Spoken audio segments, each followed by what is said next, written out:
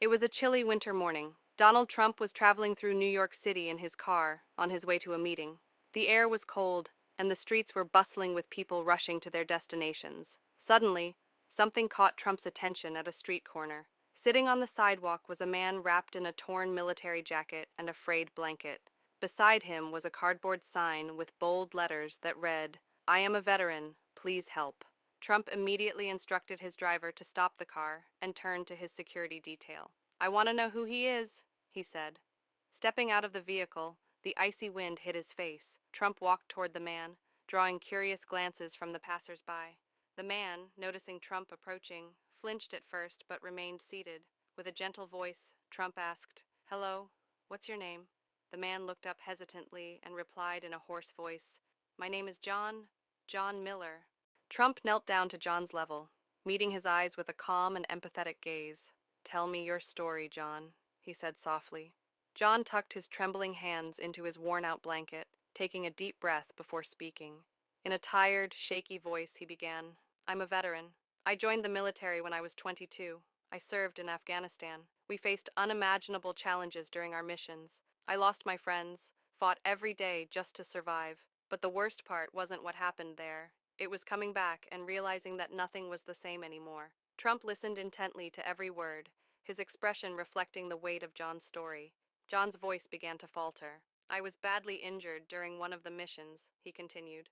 "A blast took my friends, and I can never forget that moment. When I returned home, I received medical treatment, but my soul wasn't healed." He paused, his eyes welling up with tears. Lowering his head, he added in a quieter voice, "My family abandoned me. They said I was a burden. I lost my job. Then, when I couldn't pay my debts, I lost my home. One day, I found myself on the streets, cold, hungry, and utterly alone." Tears streamed down John's face as he continued. "No one offered a helping hand," he said in a choked voice. "I was just forgotten. I once fought for this country, risked my life, and now it feels like no one even sees me. People walk past me like I'm a ghost." Trump's serious expression showed he was deeply moved, his empathy growing with each word. But John wasn't finished. Gripping his blanket tightly, he added, "Last winter, I was sleeping on the streets when the man next to me froze to death, right beside me. When I woke up, he was still wrapped in his blanket. I called the police, but it was too late. He was a Vietnam veteran. What scares me the most is thinking that one day, that could be me. Someone might find me like that, frozen and forgotten." John looked up at Trump, his tearful eyes filled with pain. "I gave everything for this country, but now my life is completely in the dark. Sometimes I ask myself, why did I survive?" Trump took a deep breath. The gravity of John's words etched across his face. His voice was steady but filled with emotion as he said, "John, a man like you should never be in this situation. You gave your life to serve this country, and yet this country has failed you. This has to change. I promise you, it will." John stared at Trump, disbelief and a glimmer of hope mixing in his expression. "Really? Would you do this for me?" he asked, his voice trembling. Without hesitation, Trump replied, "Yes, John. You fought for this country, and now this country needs to fight for you. This is just the beginning. This darkness will end, and together we'll make it right." For the first time in what felt like years, tears of hope streamed down John's face. This wasn't just a helping hand, it was a lifeline. Trump wasn't just offering assistance. He was giving John a light in the darkness, a chance to believe in a better tomorrow. Trump pulled out his phone and immediately called his assistant. "Book the nearest hotel and get a doctor on site," he instructed firmly. Then, turning to his bodyguard, he added, "Get a hot meal for John." Sitting back down next to John, Trump placed a hand on his shoulder and said reassuringly, "We're going to make you comfortable now." Within minutes, the bodyguard returned with a steaming bowl of soup and a sandwich. John hesitated at first, then took a bite.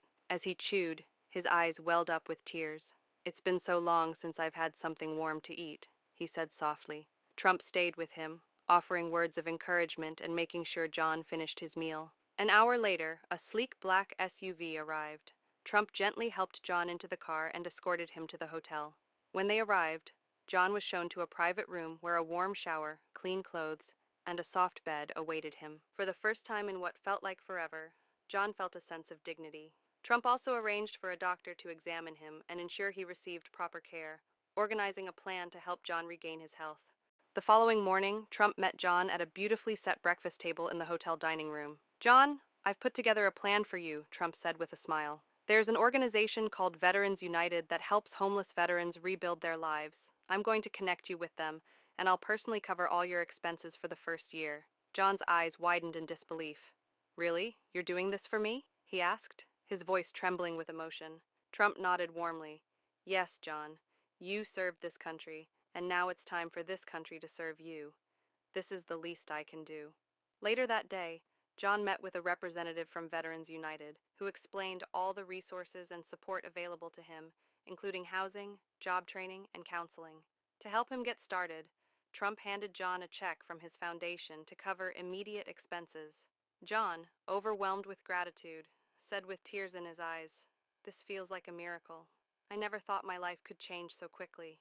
As Trump prepared to leave, he turned to John and said, "One day, you'll have the chance to help someone else. This world becomes a better place when we extend our hands to one another." John, now tearful but determined, looked at Trump and replied, "I promise. One day, I'll pay it forward." Facing the camera, Trump addressed the viewers with heartfelt sincerity. There are so many people in need of help in this country. Let's not ignore them. Even a small gesture can change a life. Sometimes, all it takes is one person to be a beacon of hope.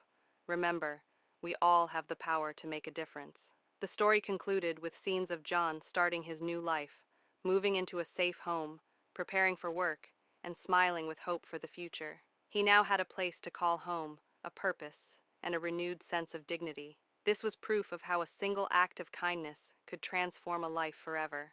If this story moved you, don't forget to share your thoughts in the comments below. Subscribe to our channel and turn on notifications for more inspiring stories. Together, let's spread hope and kindness.